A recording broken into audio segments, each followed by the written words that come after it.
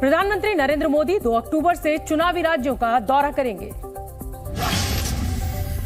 PM Modi 2 और 5 अक्टूबर को राजस्थान, मध्य प्रदेश और 3 अक्टूबर को छत्तीसगढ़, तेलंगाना के दौरे पर रहेंगे। इस दौरान पीएम मोदी कई विकास योजनाओं का शिलान्यास और जनसभाओं को संबोधित करेंगे। कांग्रेस सांसद राहुल गांधी के कल होने वाले मध्य प्रदेश दौरे में बदलाव किया गया है। राहुल गांधी कल भोपाल की बजाय इंदौर जाएंगे। भोपाल में वायुसेना के एयर शो की वजह से किसी भी विमान को लैंडिंग की परमिशन नहीं दी गई है। केंद्रीय गृह मंत्री अमित शाह विज्ञान भवन में PhD chamber of commerce and industries के 118वें वार्षिक सत्र में शामिल हुए। उन्होंने कहा कि मोदी सरकार का लक्ष्य 2037 तक भारत को तीसरी सबसे बड़ी अर्थव्यवस्था और 2047 तक विकसित देश बनाना है। बीजेपी के राष्ट्रीय अध्यक्ष जेपी नड्डा ने दिल्ली पार्टी मुख्यालय में सभी महामंत्रियों के साथ बैठक की। बैठक में आगामी विधानसभा चुनावों को लेकर चर्चा हुई। और बात पते की में इस समय की बड़ी खबर आपको बता दें, देश की राजधानी दिल्ली से ये बड़ी खबर। दिल्ली की आजादपुर सब्जी मंडी में भीषण आग लगी है। आग इतनी भीषण है कि मंडी की दर्जनों दुकानें धू धू कर जलती हुई नजर आ रही हैं। भीषण आग को देखकर वहां मौजूद लोगों में हड़कंप मच गया। बताया जा रहा है कि सब्जी मंडी में भारी मात्रा में प्लास्टिक का सामान रखा है, जिसमें प्लास्टिक की क्रेट, प्लास्टिक की शीट और कपड़े के सामान शामिल हैं। और इसी की वजह से ये आग बहुत तेजी से भड़क रही है और मंडी के एक बड़े हिस्से को अपनी चपेट में ले चुकी है। सब्जी मंडी दुकानदारों ने दुकानों को आग से बचाने के लिए आग बुझाने की कोशिश भी की, लेकिन नाकाम रहे। दमकल की कई गाड़ियां मौके पर पहुंच चुकी हैं और आग बुझाने में जुटी हुई हैं। इन ऊंची उठती हुई लपटों को देखकर आप अंदाजा लगा सकते हैं कि ये आग कितनी भीषण है। और ताजा अपडेट इस समय का हम आपको बता दें, खबर हमें मिल रही है कि इस आग पर काबू पा लिया गया है। दमकल की कई गाड़ियां, 20 से ज्यादा गाड़ियां इस आग पर काबू पाने पहुंची थी और अब फिलहाल का अपडेट यह है कि आग पर काबू पा लिया गया है।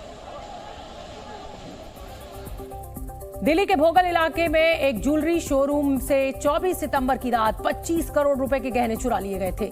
इस चोरी में शामिल तीनों आरोपी छत्तीसगढ़ के दुर्ग से गिरफ्तार कर लिए गए हैं। इसके साथ ही आरोपियों के पास से 18.5 किलो सोना और हीरे जब्त किए गए हैं, जिसकी कीमत लगभग 15 करोड़ रुपए बताई जा रही है। आरोपियों से 12.5 लाख रुपए नकद भी बरामद हुए हैं। गिरफ्तार तीनों आरोपियों में चोरी का मास्टरमाइंड लोकेश श्रीवास भी शामिल है। उस पर छत्तीसगढ़ में अलग अलग 7 चोरियों के मामले दर्ज हैं। आरोपी एक हाई प्रोफाइल टाइप का चोर था। ये छोटी चोरियां करता ही नहीं था। अभी कुछ ही दिनों पूर्व आपके संज्ञान में भी होगा, कवर्धा में इसने 2 करोड़ की चोरी की थी। छत्तीसगढ़ पुलिस और दिल्ली पुलिस ने जब स्मृति नगर थाना क्षेत्र के एक घर पर छापा मारा तो वहां सोने के गहने चादर पर बिछे मिले। दिल्ली पुलिस, छत्तीसगढ़ पुलिस और बिलासपुर पुलिस ने मिलकर सभी आरोपियों को गिरफ्तार किया है। 24 सितंबर की रात चोर दिल्ली के भोगल इलाके के उमराव सिंह ज्वेलरी शोरूम में घुस गए थे। स्ट्रांग रूम की दीवार काटकर 25 करोड़ की चोरी की गई थी। इस चोरी के बारे में दिल्ली पुलिस ने कई खुलासे किए हैं। दिल्ली पुलिस के मुताबिक लोकेश श्रीवास पहले भी कई चोरियों का मास्टरमाइंड रहा है। वो ज्यादातर गहनों की दुकानों को अपना निशाना बनाता था।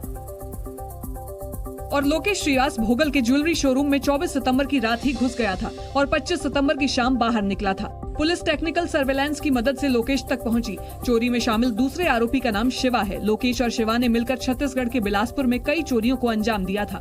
उम्मीद है कि जिस तरह से इन्होंने चोरियां की हैं, इंटर स्टेट गैंग है, कुछ और लोग शामिल हो सकते हैं। ज्वेलरी शॉप के मालिक ने आरोपियों की गिरफ्तारी पर दिल्ली पुलिस का धन्यवाद किया है। दिल्ली पुलिस के, छत्तीसगढ़ की पुलिस के बहुत आभारी है। इनका बहुत बहुत शुक्रिया है। पुलिस को लोकेश के साथ शिवा के पास से भी 23 लाख रुपए नकद मिले हैं। उज्जैन में बच्ची के रेप के आरोपी ऑटो ड्राइवर को 7 दिन की न्यायिक हिरासत में जेल भेज दिया गया है। इससे पहले पूछताछ के दौरान आरोपी ने पुलिस को गुमराह करने की काफी कोशिश की। और जब पुलिस ने आरोपी ऑटो ड्राइवर भरत को हिरासत में लेकर सख्ती से पूछताछ की तो उसने सच बता दिया। आरोपी ने खुलासा किया कि उसने ही बच्ची को जीवन खेड़ी इलाके में ले जाकर दुष्कर्म किया और फिर अपने साथी की मदद से बच्ची को हाटकेश्वर कॉलोनी में छुड़वा दिया ताकि पुलिस को कोई सबूत न मिले। इससे पहले आरोपी ये दावा करता रहा है कि उसने सिर्फ बच्ची की मदद करने के लिए ही उसे ऑटो में बैठाया था, लेकिन तमाम सीसीटीवी फुटेज सामने आने के बाद उसका झूठ पकड़ा गया। पुलिस ने इस मामले में एक और ऑटो ड्राइवर को आरोपी बनाया है। क्योंकि उसने साक्ष्य छुपाए, ऑटो में उसके ब्लड के निशान मिले हैं, तो उसको इस मामले में आरोपी बनाया जाएगा। पुलिस के मुताबिक एक और ऑटो ड्राइवर वहां था जो आरोपी भरत की मदद कर रहा था और दुष्कर्म की वारदात के बाद उसी ने बच्ची को हाटकेश्वर कॉलोनी में ले जाकर छोड़ दिया था। आरोपी ऑटो ड्राइवर ने जिस जगह पर बच्ची के साथ दुष्कर्म की वारदात को अंजाम दिया, पुलिस ने उसी जगह पर आरोपी भरत को ले जाकर घटनास्थल का निरीक्षण किया। इस दौरान आरोपी ने पुलिस के चंगुल से भागने की कोशिश भी की।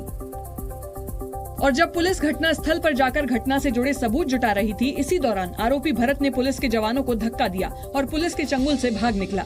जब घटनास्थल को रिक्रिएट करने हम लोग जा रहे थे तो उसमें भागने का प्रयास किया, लेकिन पुलिस ने तुरंत एक्शन लेते हुए और पुलिस फोर्स को मौके पर बुला लिया, जिसके बाद आरोपी ने पुलिस टीम पर पथराव भी किया, लेकिन पुलिस ने आखिरकार आरोपी को घेर कर धर दबोचा। और हमारे 2 पुलिस अधिकारी भी चोटें इसमें हुए हैं।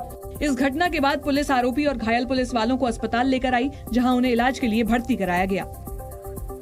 वहीं बच्ची के साथ दुष्कर्म की हुई इस घटना के बाद लोगों में भारी गुस्सा देखने को मिल रहा है।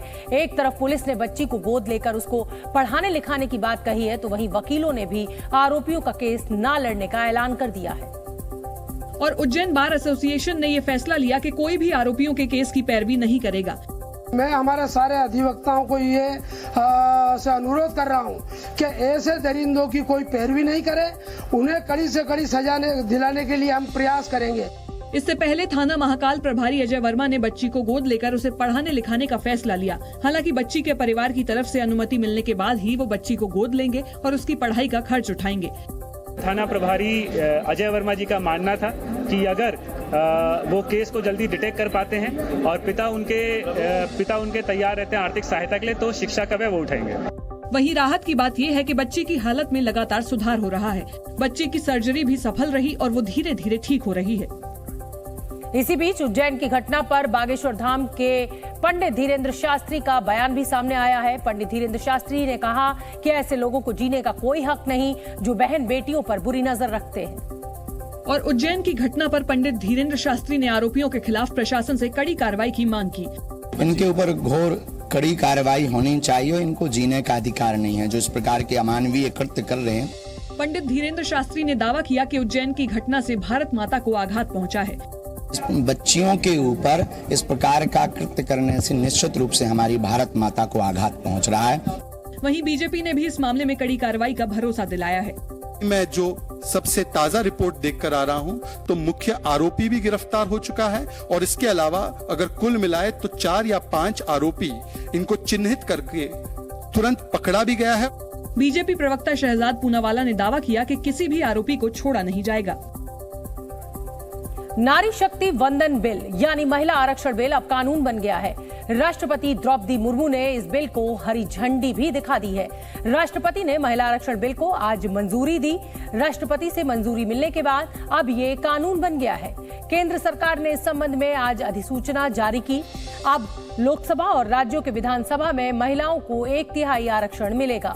इसी महीने संसद के विशेष सत्र के दौरान महिला आरक्षण बिल लोकसभा और राज्यसभा से पारित हुआ था।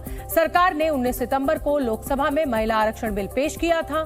20 सितंबर को लोकसभा में 2/3 बहुमत से ये बिल पास हुआ था। राज्यसभा में महिला आरक्षण बिल के समर्थन में 215 वोट पड़े थे।